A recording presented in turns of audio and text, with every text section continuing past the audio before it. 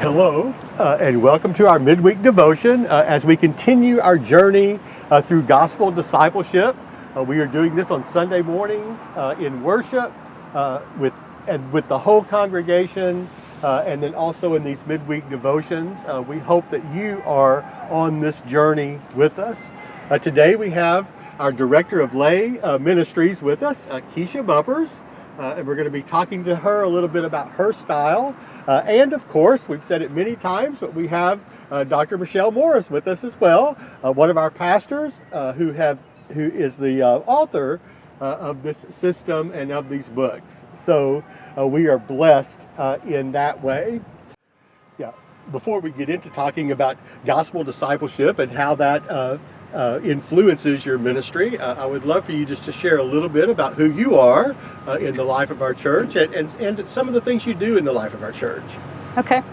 I'm Kisha Bumpers, like Michael said, and I have a husband, Clay, and two children, Kayla, who's 9, and Alec, who is 5. So as the Director of Lay Ministries at First Methodist, I get to do a whole variety of things.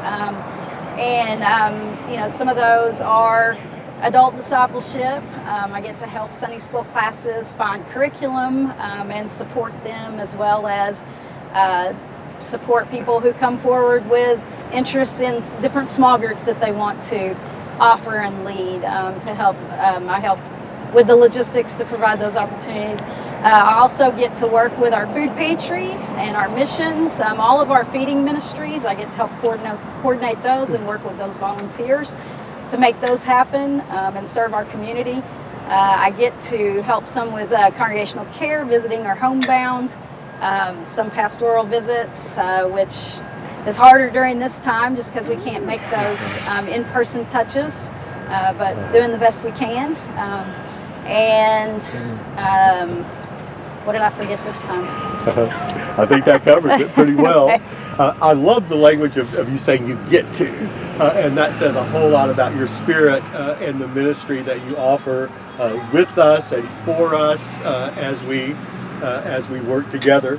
This title, Director of Lay Ministries, that's a big title. It covers a lot of things, and I am so thankful for the way that you oversee all of that. Thank you. Yeah. So you do test primarily Markan, secondarily Matthean.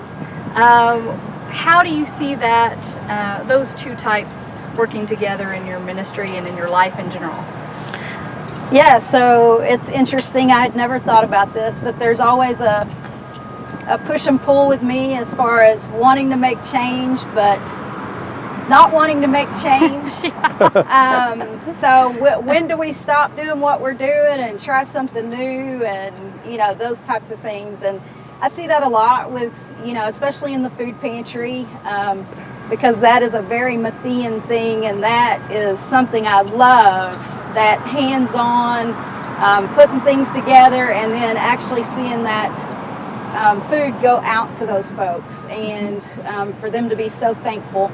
I love that work, but I also see in the coordination of that when things aren't really quite working like they should, or as far as the pandemic is concerned, when we discovered that we can no longer have people come in the fellowship hall, those are the times when I don't push and pull, because I knew immediately that we needed that change. Mm-hmm. We had to do something different. Mm-hmm. It's the times when we don't have to change, but we could change. So there's really that Markan-Matthean pull for me. Yeah, definitely. Mm-hmm. It's funny you mentioned the food pantry. That was one of the moments that made me giggle. I happened to be there the night that the hurricane came through. Mm-hmm.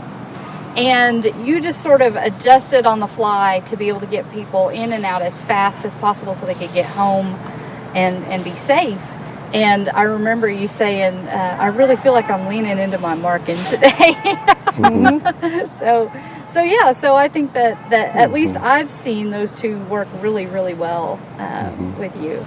Well, yeah, I certainly see that as well, and I think about over the years, our food pantry has evolved and changed. There've been several kind of variations with that, all for the good, all to serve people in a better way, and Kisha has kind of helped to make some of those, envisioned that, and helped to make a lot of that happen.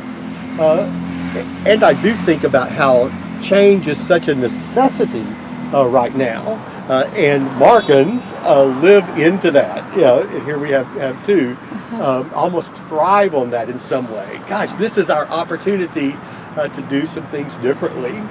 We have Sunday school classes meeting by Zoom. We have the drive-through food pantry, and those things don't just happen. They happen because of people in ministry who are dedicated to that, who pray about that, who envision new possibilities. I love that you point out the tension between that push and pull of change. Where do you see Markans and Mattheans maybe working really, where do you see it really coming together and working well? Actually, I've been thinking about this. I think where it really serves me is you've talked about how Markans like to get things going, innovate, and then they rely on the Mattheans to come in and follow through. And I think that's really been something that has worked well for me, because I don't tend to strike Markan in that area as far as I don't leave things typically. I tend to, like with the food pantry, I want to create and then I want to see it through. And there might be a point where I will begin to start leaving it to the volunteers more often, possibly so I can go create something else. But I do like to see through those things that I create. And I want to comment on what Michael said earlier about the food pantry and all its innovations or just expansion throughout the years, and your hurricane comment. I probably drive my volunteers crazy because I do things like call them 20 to 30 minutes early and say, hey, can we serve early today because all this storm and we need to get people home, and they're like, but I thought I had 20 minutes more to get there, and so, and I don't have a lot of parameters as far as the food pantry. Once I decide, hey, our goal is to feed people, and we're going to make sure we have the food to put in sacks, I don't usually care how it gets done for the most part. So my volunteers probably are thinking, Kisha, so because it doesn't look very organized because I don't have a lot of rules. Just get it done, give people food. That's good. That's good. It's like you build sort of overall structural organization, right? We have this vision, we have this reality, this is our goal, but then you allow for a lot of flexibility within that. You can see those working really well together. Yeah, I can remember when I was younger, high school age, somebody saying to me, if you want to get something done right, you need to do it yourself, and I've never taken that on. I'm okay with other people doing it. That's good. That's good. Well, Lay Ministries, and okay with other people doing it, I'd love to hear a little bit of a reflection about what it's like to lead with people who are different than you are. Have you reflected on that any, or has this kind of looking at this system as a whole, how might that help you and us do ministry better? That's a good question, and it's not one that I've reflected on a whole lot. But I can, just from listening to you talk about the different kinds and having taken other, tests, I realize that there's a real benefit to seeing my strengths and seeing other people's strengths and how that can so benefit. I mean, I need people to remind me that the relationship is most important. In sometimes when I forget that, and I need people to remind me that knowledge is a good thing, and I need to sit down and read sometimes and learn. Whereas my tendency as a Markan is, I think I heard you say it, Michelle, is to find God and find the Spirit in nature and just do doing things. And as a Matthean, that's where I find God. And so I need to remember to slow down and take some time to read the scripture and participate in some of those other disciplines that also are helpful and necessary.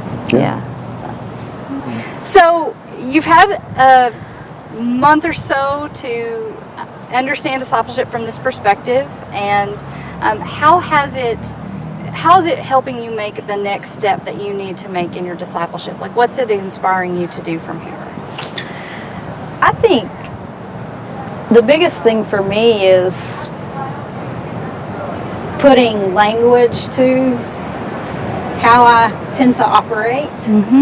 There have been times that I've felt really bad about the way I operate and just driving other personalities or people nuts because of how easily I can shift or how I don't have parameters. And so I think for me, actually, I've been thinking a lot about I need to be okay with this, and I need to kind of lean into this and realize there are other people to work with that can pick up, that have those other strengths, that can pick that up. And I don't need to try to be this, even though that doesn't excuse me from, having some of that Lucan and Johanna type. Right. But just leaning into how I work and who I am is helping me. Just like the statement of living into my Markan. I'm starting to understand. Okay, this is why I do things this way instead of feeling bad about doing things that way. Right. So I don't know. Does that? Yeah. No, it's great because it's what you're saying. I think is that you've been given permission to be you.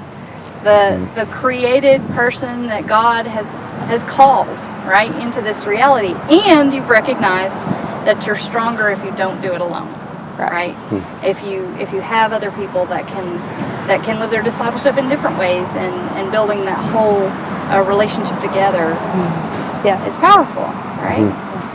Yeah, I think personally, I've spent the last probably couple years, actually up until a little bit through the pandemic, of really feeling like the Spirit that I was missing something. I wasn't feeling the Spirit, and you talked about that, and that gave me language for that. It's so interesting that I didn't realize that that's why, because I have a tendency I want to feel the Spirit, and I've felt that before, so I do chase after that feeling that I've had before, and so it's been an interesting thing for me, and in this pandemic time to be alone a lot, and to do things in nature more so has really helped me with that.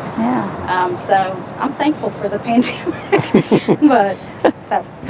Actually, Markans of all the types are the most thankful for the pandemic. And we're not thankful for the suffering. We're not thankful for the sickness or any of that. We are thankful for the spaces it's created and particularly the breaking in of creativity. We've just had to be creative in this space. And so this is a Markan season if there ever was one. Right. I appreciate that, but I'm not willing to use the word thankful quite yet. Well, I'm not thankful for all of it. Oh, I understand. But I could stay in this. I could stay in this space for a decent amount of time. Just get my kids back to school. Right. Yeah. Kisha, thanks for being with us. Thank you for joining us for this midweek devotion. We hope that you'll join us for worship as well as we continue our gospel discipleship journey. If your interest is piqued and would like to learn more about your discipleship style, the assessment is available. There will be a link here for you to see. It's a short kind of quiz and will give you lots of insights. We also hope that if you have taken it, that you'll send in your results to us, because we really want to get a feel for the discipleship style of the whole congregation. That would be very, very helpful to us. So until we are together again, many blessings.